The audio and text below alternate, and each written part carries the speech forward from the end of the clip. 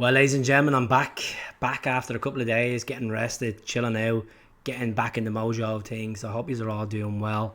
Keith here from Command the Hoops. If this is your first time viewing the channel, please do like and subscribe. You know, this channel needs to grow and every sub is crucial. We're going to talk about the departure of Carl Starfelt. We're going to talk about his potential replacement. We're going to talk about other positions, potential outgoings as well. And the game the weekend against Aberdeen, our first away game of the season, up at Batodry, you know, midday kick-off on Sky Sports on Sunday. So 4.3 million, Carl Starfelt left with 2 years left on his deal. He went to Celta Vigo, a team that finished 13th in La Liga. Now currently managed by Rafa Benitez. We all know what Rafa's done in the game. Europa Leagues, UEFA Cups, Champions Leagues. Good calibre of a manager. And he's going to go over there. It's going to be a 4-hour drive from Jacinta, which Jacinta left Celtic for Sporting Lisbon this summer.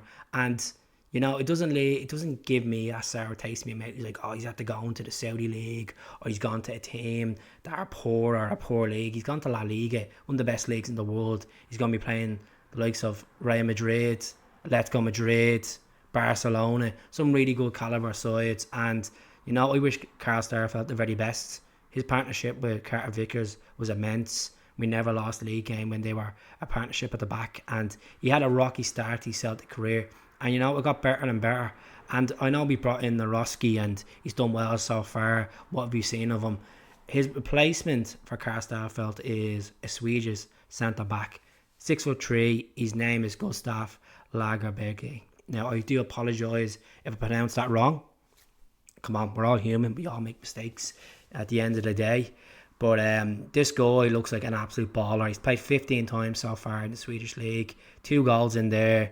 You know, he's been capped for Sweden as well. Once so far. And reportedly the fee is 3 million.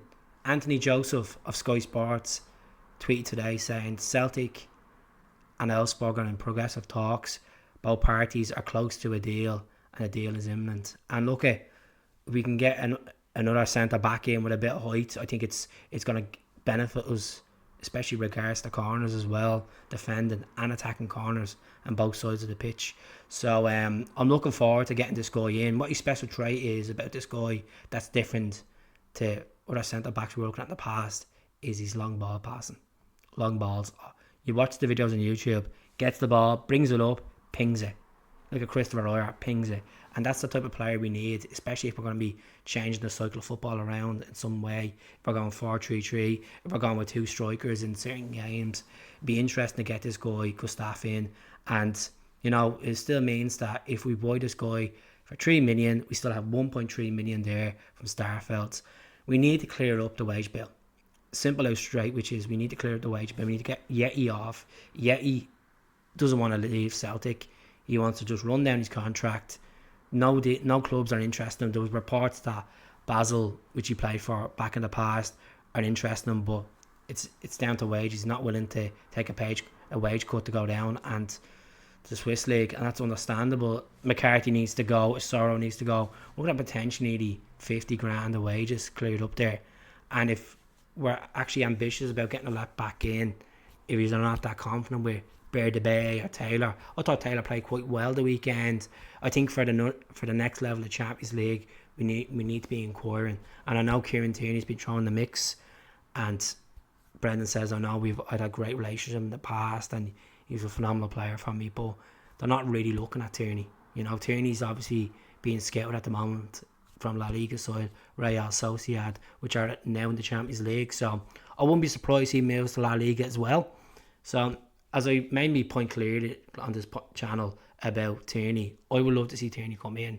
But if it's a long move and it's not benefiting Celtic long term, just a season long move, it's not worth it. We need to have a model where we're bringing players in in the middle 20s, early 20s, give them the 2 or 3 years and sell them off for the big bucks. And that's how football goes. Like, I don't think many Celtic fans are annoyed with the way Starfelt's left. You know, at the end of the day, personal circumstances. If my missus was moving country and she was a footballer and she only lived 4 hours away from me, and I have the chance to move and play in a good league, I'd move. I'd take my medals, take the pride. move on, and still have a chance of playing for the Swedish national team. It's a no-brainer. It's an absolute no-brainer. I wish I was Swedish. But yeah, so that's the story with him. I know we've been linked with West Ham forward Antonio as well. Now, Antonio is 32 years of age. He's been capped for Jamaica as well. A couple of goals for Jamaica. He's played over 268 games in the Premier League and over 68 goals as well. And he's Europa Conference League winner as well with West Ham. Should we go for Antonio? I still think he has the pace. You know, he scored a couple of goals against us at Celtic Park a couple of years ago, one of Ange's first games. I wouldn't mind getting Antonio on. I know the situation where he's out with a calf strain. He's out for 6 weeks, and we can play Maeda in the middle if it comes to the case that Kyogo burns out.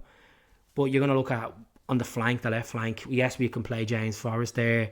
We can play Yang there. We can also play Abada there. Will Mikey Johnson go somewhere? I know he's out with an injury at the moment, and he's back light training. Him and Alistair Johnston, Marco Toledo as well, who's in the pecking order to be a winger. We need to look at what the best outcome is. I really believe we need another striker.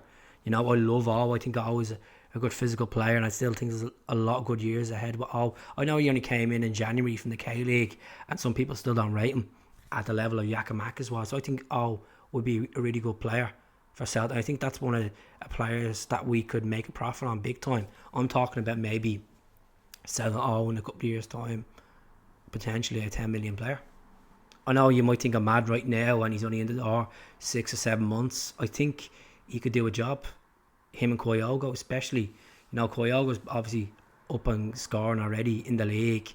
He did it the weekend against Ross County, and we seen Kyogo with 34 goals, and he's here for 2027. So if we can keep our players fit, which is a big season ahead, we have a chance of, you know, winning trophies. We have a chance of progressing in the League Cup before Christmas and getting a trophy under the bag, making a statement in the Champions League. And the Champions League draw is not until the end of this month.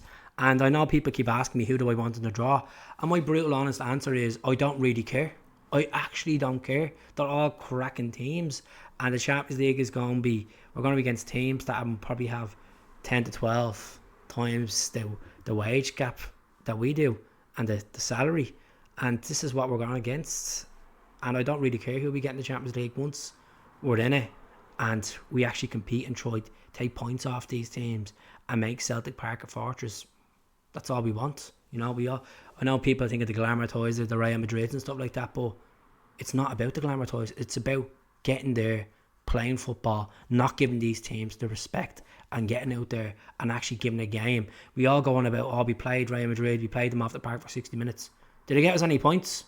No, it didn't get us any points. We finished on 2 points in the Champions League last season, better than some Scottish clubs, but we need to make a statement. And at this moment in time, I don't think we have the right calibre in goals. I don't think we have the right calibre as a Champions League perspective left back. And some of these players we're bringing in may fold in the Champions League as well, because you don't have that experience. I know Dorosky has the Europa League experience and stuff, but let's see what happens. Regards to Gustaf, yeah, he's played a couple of qualifiers for Elfsborg and stuff, but it'd be interesting. It really would be interesting. Like, you know, as I said, yeah, he's going to be hard to get off the book. McCarthy, Sorrow, you know, if we can keep Scales, I think Scales could do a job there for us as well. I think Welch will go. I think, you know, some people are putting the jury on Anthony Ralston as well. I'd keep Ralston. I think, you know, domestically, he's the answer. If Alistair Johnson is not fit, I think Ralston can still do a job. Regards to European standards, he's nowhere near it. But look, he wears his heart on his sleeve, and he'd put a shift on the weekend. And, you know, the more we get these players back, the likes of Toledo and Alistair Johnson, you strengthen our team, the more options, you know. It means that these players are not burning out by Christmas. And I know they've been at it for the last 2 years when Ange was there, but we don't want picking up injuries as well on the road. Like, I'm talking about 2 or 3 players going down in the game and they're out for 2 or 3 weeks. That'd be our worst fear, especially with Derby on the horizon at the start of September as well. So that's really it for me. Nothing else I can say. Just absolute transfer talk. Who do you like to see us bring in? I've talked about Lukovic. There's no progression with him. I think Celtic are just happy. It seems like Brendan seems pleased that Joe Hart is there, and he's going to give Joe Hart the chance to prove himself. And he's been there for 2 years, and I still believe we need a goalkeeper. I know we've Seacrest, and people say Seacrest could be better than Joe Hart, but it's what the gaffer thinks. It's all down to experience. It's what they see in the training grounds. It's what Stevie Wood sees as well, that reports back to Brendan, what John Kennedy sees, what the other coaches see as well. So that's really it for me. I'll speak to you all soon. Take care. Hell.